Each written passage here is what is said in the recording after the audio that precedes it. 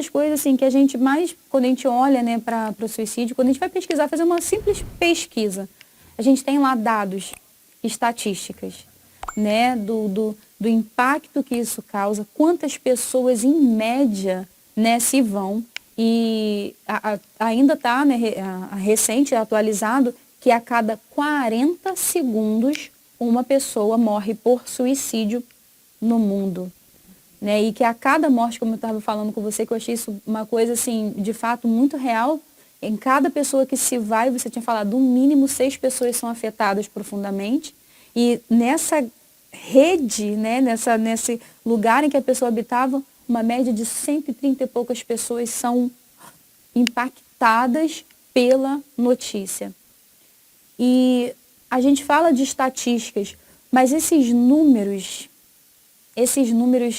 de fato, eles são o que acontece, Manu? Você que já está na área, já tem um tempo, como é que surge? Como é que, para entrar nessa estatística, e o que acontece? Como é que é o lado? Como é que são as causas da morte, né? Porque a gente sabe que pode haver aí meio que uma camuflada, para não ser tão assustador.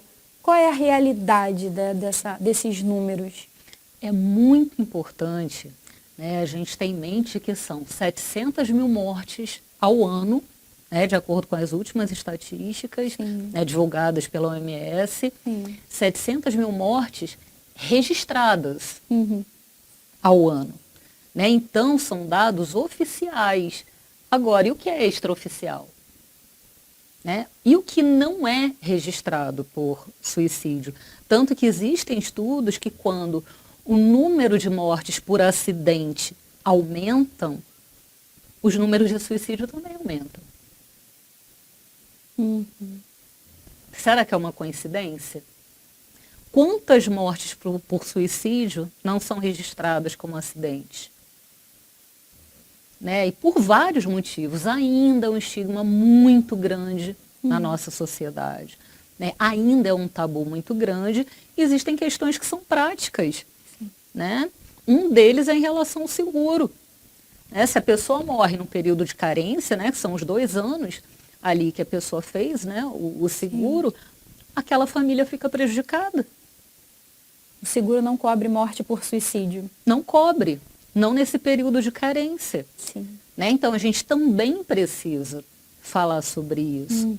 Quando uma criança morre por suicídio, aquilo é tão impactante para aquela família, um adolescente, que por vezes, para proteger aquela família, o registro é de acidente.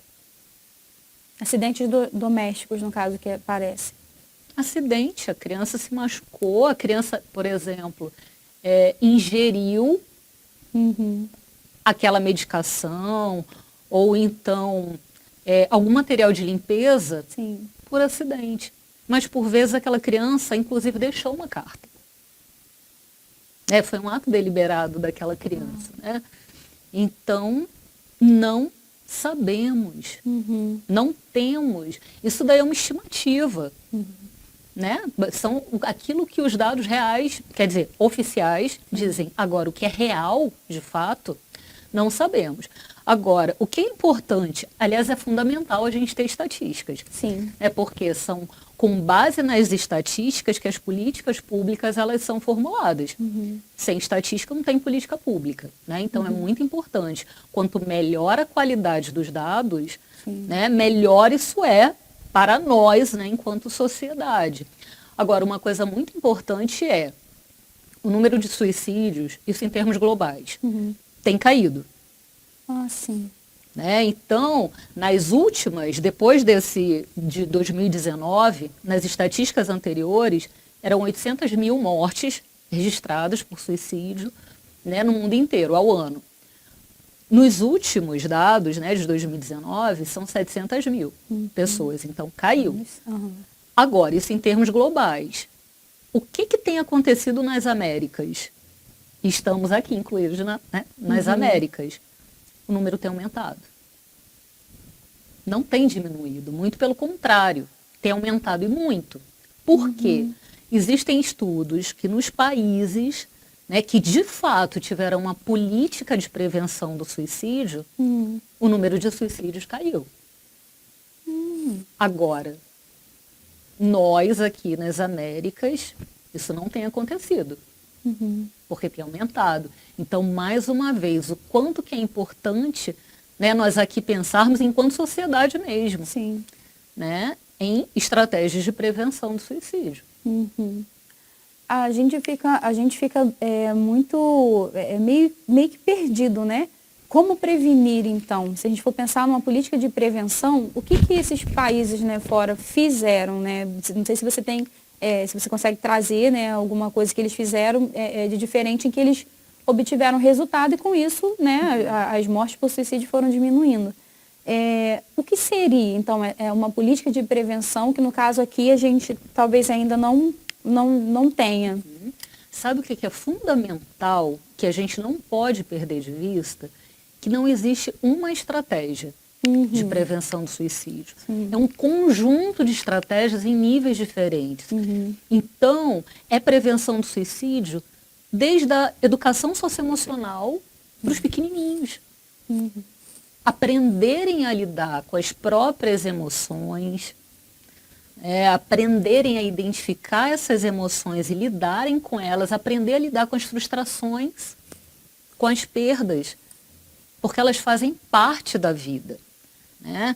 Faz parte, por exemplo, o apoio a esses pais, aos familiares, a estratégias nas escolas, por exemplo, né, em relação ao bullying, em relação ao cyberbullying, em relação às violências nas escolas, né, medidas contra o preconceito, a homofobia, né, a transfobia, ao racismo, né, medidas que são arquitetônicas.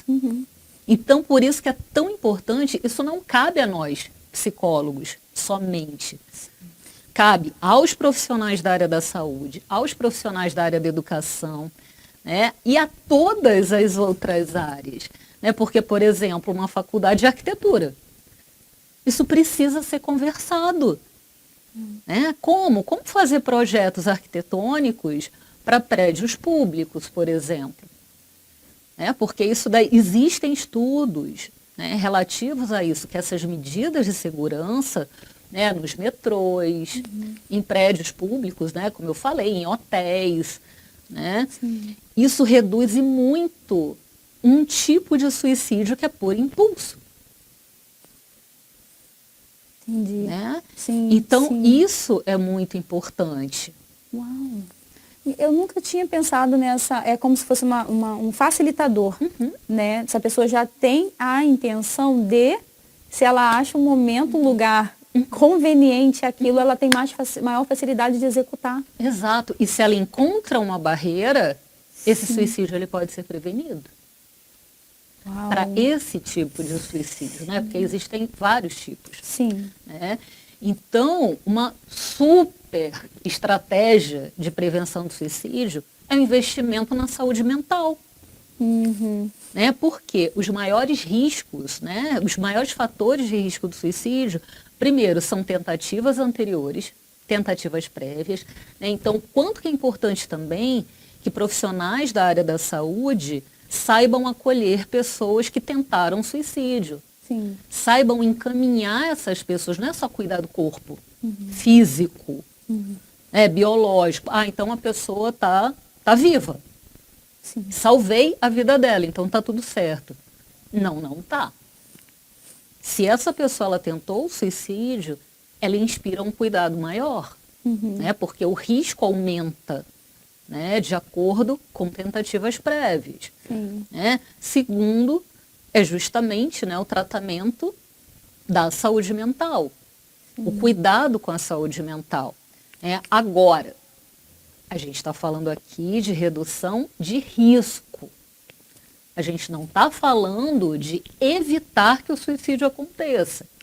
Sim, é uma grande diferença. Uma grande diferença. Sim. Grandíssima. Sim. Né? O outro, reduzir o acesso a meios letais. Não ter armas dentro de casa, né? Ter lá o apartamento. Se uma pessoa ela tem risco, né? Se ela está apresentando risco, quando é possível identificar, né? Então vamos frisar. Não é sempre. Tem quem fale, né? Exatamente. É um mito muito grande dizer Sim. que todas as pessoas, né, que tentam suicídio ou que morrem por suicídio deram sinais. Sim. Né? Então, isso é importante também, porque senão, né, aquela pessoa que perdeu alguém por suicídio fica muito estigmatizada, é muito julgada. Mas você não viu? Você não fez nada? Né? Não é possível que você não sentiu que, né? Como se fosse, né, telepata ali a pessoa, enfim, né? Eu acompanho uma mãe, né, que ela fala, não temos bola de cristal. Isso é muito importante, né? Porque por vezes, isso na melhor das intenções, né? As pessoas falam coisas que machucam muito. Então, numa tentativa também até de autodefesa, né? Uma mãe, por exemplo, que tem filhos daquela idade, né? Daquela mãe que perdeu aquele filho por suicídio.